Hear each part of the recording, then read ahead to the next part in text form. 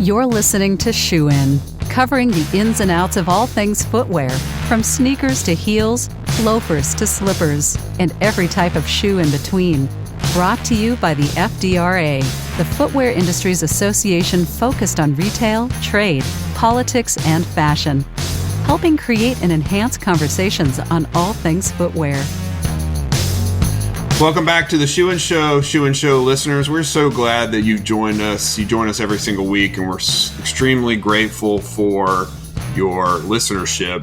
Sabria, I want to bring you into this conversation because you and I have been on this journey where we are working with companies in particular that have a strong desire to enhance the experience of all workers within our industry, but particularly workers of color.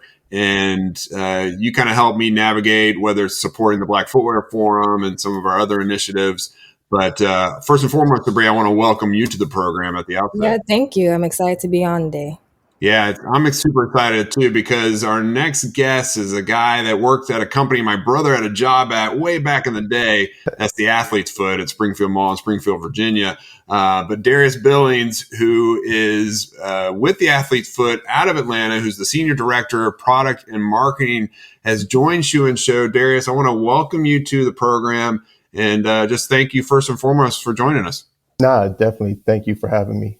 Yeah, of course. So one of the things that we ask at the outset typically is what's your shoe story? And it's a little gimmicky and it plays into the title of the program, but everyone's got a journey. Everyone's got a story, and this industry is unique. And so how did you get to the shoe industry? So my first love for sneakers was back in 1988. I was watching a Yo MTV Raps video. It was KRS-One and Boogie Down Productions, My Philosophy video. And KRS-One walked out of the Jeep at the beginning of the video, and he had these sneakers on. I was like, what are those? Because they didn't have anything on the front or the side. You couldn't tell. And then later on in the video, they show them kind of walking down the sidewalk, and they pan to the back of the shoes, and they had Nike Air on the back. So these was the Air Jordan 3 black cements. And I just had to have them. I was like, oh my, like unbelievable. And I grew up in a very small town where we didn't have sneaker stores. So my go-to was East Bay Magazine. So I would rush into the mailbox every day. When's the next issue? When's the next issue? So that next issue finally came out. And of course, those were in there. So again, begging my parents and, definitely had to do some chores. And this was my first like $100 pairs of shoes because that was kind of unheard of. So definitely had to put in a lot of chores in order to get those, but was able to get them. And, back then you didn't have to worry about, selling out and allocations and all that stuff. They were available. So that was my love for the sneaker game. And, so fast forward to, my college career and, getting my first job out of college, I was blessed enough to be able to work for Nike as my first career right out of college. And it started from there. Yeah, very cool. Can you tell us a little bit about what you did at Nike? Yeah, so I was a visual merchandiser. My territory was the Mid-Atlantic. So as many know, Nike has regional offices across the U.S. One was in Mount Laurel, New Jersey. So that was my home office. But I actually lived in Philadelphia, and my territory was Philly, South Jersey, Delaware, and I also helped out into Maryland some as a visual merchandiser. So back then, our retail partners would have kind of Nike shop and shops. So I would go and merchandise those shops, train their employees on Nike standards when it came to visual merchandising. Cool. And So currently you're working with the product and marketing at the Athlete's Foot. Can you tell us a little bit how you got there and kind of what your role is currently? Yeah. So after Nike, being in Philadelphia, I actually went to work for And One Basketball. Mm-hmm. So back when And One started out, very small. We was in a small office park right behind Villanova before we moved into our bigger facility out in Paoli, full court, basketball, gym, everything. So so definitely early on stages of the N1 mixtapes and all of that. So, so being on the brand side, I actually left the industry for a little while and went into custom rims for your car.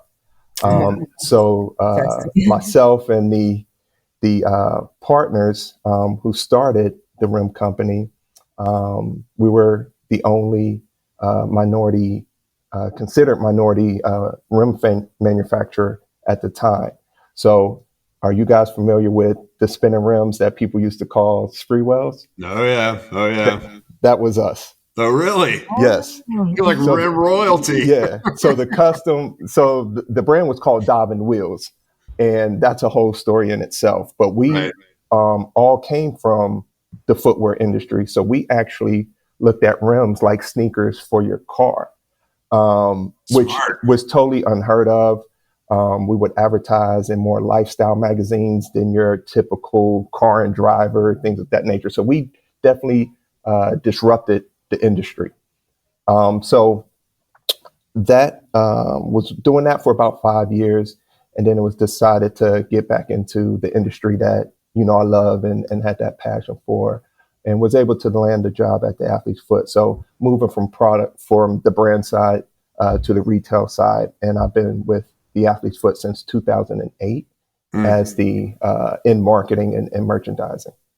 That's awesome. Let me ask you a question before we get to one of your really innovative programs that you've launched at the Athlete's Foot. Yep. How many reissues, Air Jordan 3 Black Cement reissues have you? I assume it's been reissued a number of times. How many times have you picked it up since that first pair you got as a kid? Honestly, I only picked it up one time. So I do still have those, the OG, but the threes are my favorite. So I definitely have many variations of the three, but honestly, I only picked it up one time. Wow. Yeah. That's the thing about reissues is that they play into the nostalgia, right? Right. I think threes were my first pair as well. And to see them reissued in all the different colorways has been a lot of fun. Yeah, for sure. So one of the things that has been really impressive is getting to know you, Darius, and the team of the Athlete's Foot is this innovative START program. Talk to us about what it is doing to help drive change at the Athlete's Foot in communities of color. And we want to use this platform to educate the broader industry about how cool this program really is. Yeah. So START stands for Strategic African American Retail Track. So the idea came really on the height of Black Lives Matter movement. And as many African Americans did, we got together in groups and families and, talked, we consoled each other. We just talked about change and how we can affect change and how can we use our platform. So I kind of took those discussions and looked at my platform and the industry that I'm in and said, how can I create change? And being on the retail side in an industry that was kind of started and from the African American consumer and Black culture, and it still thrives on Black culture, not just from the style aspect, but even from the consumer aspect. African Americans are the biggest consumers within this kind of sneaker space, and it's a culture that we created. But when I looked at the retail landscape, there wasn't a lot of Black owners. And these are Black owners who actually have retail stores that actually have a direct relationship with your major brands, right? So your Nikes, your Adidas, your Pumas. Nowadays, you definitely are out there seeing, these resale shops and things of that nature pop up, but who really has that direct relationship? So when you kind of look at the landscape, there's not many African Americans at all. And, with just the nature of what this industry is going through and some of the consolidation of retailers and wholesale partners from, these strategic brands, there wasn't really opportunity for new African Americans to be able to, they wouldn't even know where to begin, to get an account and have that relationship with some of these big brands. By the Athlete's Foot being the only franchise model within this space, we actually have an opportunity to grow Black ownership through franchising. And it's a win-win, because it's not these brands opening a new account. It's just approving a new point of distribution, right? So it's a win-win for everyone. So it's allowing new distribution, all the while supporting and growing Black entrepreneurship within this space. And are you able to talk about some of the impact that the program has had so far, some of the stories that, the people that you work with? Yeah, so right now, again, this started, right on the height. The idea was right on the back end of the Black Lives Matter movement. Then COVID hit, right? So it did allow some time to kind of cultivate what this program could look like before actually launching. Because it's just not about growing Black ownership. It's also about the education piece. And there's 3 pillars. There's expose, educate, and activate. So from the exposure side, it's just informing, like being on panels, doing things like this, informing like the youth of, hey, there's all these opportunities within this industry, and here's how. So that's on the exposure side. Education side is about scholarship programs that we'll do, mentorships. We just actually started our internship program, have our first intern just started on Monday. Young gentleman straight from Morehouse College, which is amazing. So that's all a part of the START program as well. So then when you get to the Activate, that's when we talk about new entrepreneurs opening up stores under the banner. We did have our first START franchisee. Her name is Tasha Cobbs Leonard. She'll be opening stores. Yeah, so she'll be opening stores in South Carolina. And that's another focus of START, was supporting Black female entrepreneurs. Because if you even look further into these retailers, there's really, the Black female is non-existent when it comes to ownership on the retail side. And that's something that we feel strongly about to support there. So we're super excited that we're beginning with her. Yeah, it's super exciting. And, the franchise point, Darius, is really interesting because it's so prevalent in like fast food. I think Chick-fil-A, McDonald's, and you're right. There's not, and I've been in this industry a long time, and the fact that there's only one model in the Athlete's Foot is the only one that carries that banner is really interesting. And the beauty of it is you have such a well-respected brand that as you invite and attract those entrepreneurs, those Black entrepreneurs specifically, you already have the brand, there's already that brand awareness and cachet that comes with the Athlete's Foot, to where the START program seems like a great plug and play opportunity for those entrepreneurs to come in and start to create those new retail spaces for the Athlete's Foot around the country. Am I thinking about that the right way? Yeah, you're exactly on point. Because just franchising in general is a great way, especially for African Americans, to be entrepreneurs and business owners. Like you said, it's that plug and play. It's business in a box pretty much. And the great thing is you have the support, right? So we're not a license, we're a franchise. So we have a support system among our office as the franchisor, but then amongst franchisees and that whole group, we're like a family. So you're not a entrepreneur starting out a business on your own. You have this support system. So that's the great thing about just franchising in general. And that's what we offer as well. Yeah. And Sabria, I want to ask you this because Darius's focus on Black female entrepreneurs is really interesting because there has been for a number of years now, one, a rising Black female consumer base for the sneaker industry, right? And then even a call out for, there's a lot of these kind of unisex models that we have in Jordan and Nike and elsewhere, but a more specific line focused on the female consumer and the Black female consumer has been something I know Black females have been calling for a long time. So it seems like a really cool way to help build that entrepreneurship in a growing segment of our industry's consumer base. Yeah, I definitely agree. I definitely think that, Black women, especially in the footwear space, don't always get the credit that they deserve, or the acknowledgement for some of the trends that are set. And so I think it's awesome. I also think it's awesome that you're working with Tasha Cobbs, because that's also a really big name and she has a huge platform, and she's someone who I listen to all the time. So I think that's really awesome. Are you able to talk more about, like, how does one get involved with this program? Yeah, so we do have a website. It's www.start, which is STAART.us. So you can find more information there. And, there is a form there that you could fill out to let us know if you're interested in just being a partner, if you're interested in actually owning stores.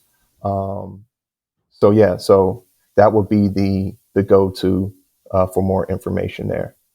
Okay. I did want to talk more about, like, the education piece of Start. And so you said that, so are you guys working right now just with the schools in Atlanta? Yeah, just because our office right now, that's where we'll start. It's just the schools in Atlanta. We definitely would love to kind of expand as we kind of build the program out. But, just for sake of, being here, and we have a strong HBCU presence here in Atlanta. So let's start here, home base first, and then kind of spread that out. And that's the other key. It's really focusing on HBCUs and supporting there. I'm a product of HBCU, Howard University, HU. So I always love to give that plug there. So that's also very important to me because honestly, that's how I got my start with Nike.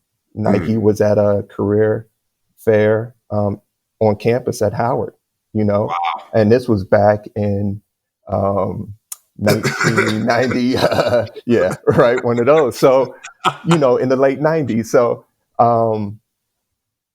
so I definitely, that's where we always talk about, Black excellence, and, and that's where we look for supporting there and starting, with the Atlanta University Consortium here in Atlanta, which makes up of, Morehouse, Spelman, Clark, and Morris Brown as well. Yeah, I love that. I'm also a product of a HBCU. Shout out to Trojans, Virginia State University. Okay. I think it's awesome when you have companies come in and, create a pipeline from the school to their companies, because it's really needed. And, HBCUs are where pretty much all Black graduates come from, predominantly all of them. And so I think it's awesome that you are connecting with these students and giving them opportunities that they may not otherwise have had. And then also there's the Athlete's Foot has become a part or a sponsor of the Black Footwear Forum. Are you able to talk a little bit about what that means, and why you guys decided to come along and what you're excited about? Like we're just super excited. Like, I mean, we're fresh and new, but looking forward to kind of building, especially that network and understanding all the things that the Black Footwear Forum has to offer, and even from an education piece, right? And so we're excited to kind of learn more of how to really take advantage of the opportunity and utilize everything that the Black Footwear Forum has to offer for the Athlete's Foot and for our employees, for our franchisees. So we're super excited about the partnership, and look forward to learning more as we're new to it. But yeah, it's something great. And, I joined one of the sessions maybe a year ago. Yeah. And honestly, I think, Sabria, you was a speaker on there. And, it was great. And, just learning, and I didn't know that it existed, honestly. Mm-hmm. And being and that's another thing when we talk about exposure, right? Like, I never knew it existed. And to see that amount of African Americans kind of in the industry and different parts of the industry, right? To come together to have that forum and to discuss. I'm glad that the Athlete's Foot is now able to be a part of that discussion. Yeah, we are super grateful, Darius, for your generous support of the organization. We're very, very optimistic about doing the regional meetups, which we'll be doing in a variety of different marketplaces, including Atlanta. So we're so thankful for that, for your support there. And then the national event, which will be held in September in Detroit at the Pencil Lewis College of Business and Design. And one of the things I have a vision for the Black Footwear Forum is maybe as the Athlete's Foot is onboarding new associates at their various locations, that those Black employees that sign up to be part of the retail family at the Athlete's Foot get some kind of flyer or a link to the website as here's a great support network that will help you connect with like-minded footwear employees, just because we want to make this as robust and as supportive as our Black brothers and sisters in this industry deserve. And so we should talk offline about how we can make that happen, because I think there's something you guys bring something to the table that is really helpful in spreading the word for the and that's what's exciting to us, and us being the franchisor. We want to be able to supply all these different resources, right? And with our employees being 90+% African American. And that's the thing, some of our employees at the store level, they don't get as much resources. Right. And this is something that we're super excited about, to be able to provide them with a resource that actually will help their, career and potential moving forward as they grow within the company. That's right. That's right. Well, Darius, thank you so much for your leadership, for your passion for the industry and for your employees and for the Black Footwear Forum and for sneaker culture. It's infectious. And we're grateful for you coming on Shoe and Show and being a part of this discussion. Again, thanks for coming on.